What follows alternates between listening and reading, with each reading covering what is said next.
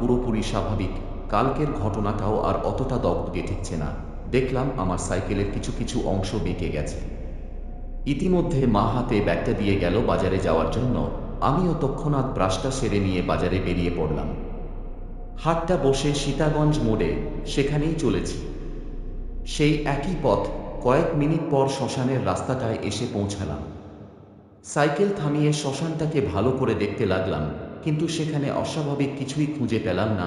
গাছগুলো আগের মতোই ডালপালা ছড়িয়ে দাঁড়িয়ে আছে, আর ঘাস বিছানো মাঠটাও রয়েছে আগেরই মতো সমতল। আমি আর কিছুই ভাবতে পারলাম না। মাথাটা আবার ভার হয়ে আসতে থাকল। শ্মশানটা ছেড়ে আসার সময় দেখি মাঠের গাছপালা, বেঁটে বেঁটে ঘাস আর লোহার চুল্লিটা আমার দিকে ঘাট ফিরে সমানে হেসে চলেছে।